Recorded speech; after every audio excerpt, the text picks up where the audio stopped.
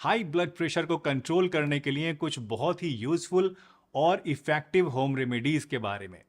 इस वीडियो में आप जानेंगे 3 सबसे इफ़ेक्टिव आयुर्वेदिक हर्ब्स के बारे में जो कि हाई ब्लड प्रेशर को नेचुरली कम करने का काम करती हैं बिना किसी साइड इफ़ेक्ट के। तो अगर आपका ब्लड प्रेशर हाई रहता है और आप आयुर्वेदिक जड़ी बूटियों की मदद से इसको कम करना चाहते हैं तो ये वीडियो आप ही के लिए है।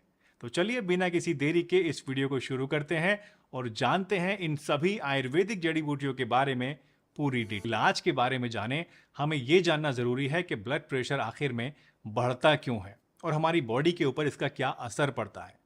ब्लड प्रेशर बेसिकली वो फोर्स है, वो प्रेशर है जो कि हमारा जो ब्लड होता है वह नसों में बहते वक्त इन नसों की वॉल्स के ऊपर डालता है।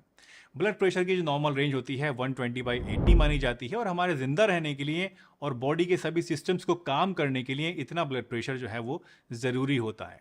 अगर इस नॉर्मल रेंज से बीपी हमारा कम हो जाएगा या इससे ज़्यादा बढ़ जाएगा तो दोनों ही केसेस में हमें नुकसान हो सकता है। ब्लड प्रेशर कम होने के केस में जो हमारे बॉडी के अलग अलग ऑर्गन्स हैं, जो सिस्टम्स हैं, उन तक ब्लड की पूरी सप्लाई नहीं हो पाएगी सही तरीके से और वो सही से काम नहीं कर पाएंगे। और अगर हमारा ब्लड प्रेशर ज़्यादा बढ़ जाएगा तो उसकी वजह से भी अलग अलग प्रॉब्लम्स हमारे अंदर पैदा हो सकता है। कि हमारा ब्लड प्रेशर बढ़ता किस वजह से है। दोस्तों, ब्लड प्रेशर बढ़ने के पीछे कोई एक अकेला फैक्टर रिस्पॉन्सिबल नहीं होता है।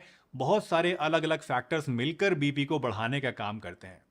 कंटिन्यूड स्ट्रेस की वजह से, खाने में ज़्यादा जंक फूड खाने की वजह से, नमक या घी तेल ज़्यादा खाने से, या फिजिकल एक्टिविटी बिल्कुल नहीं करने की वजह से, मोटापे की वजह से, या फिर कुछ दूसरी बीमारियों के नतीजे में भी आपके अंदर ब्लड प्रेशर हाई हो सकता है।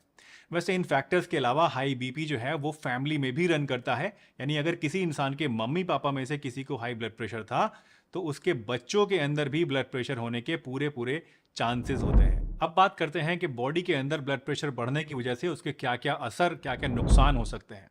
कंटिन्यू हाई बीपी रहने की वजह से दोस्तों आपके दिल पर और नसों पर स्ट्रेन बढ़ने लगती है।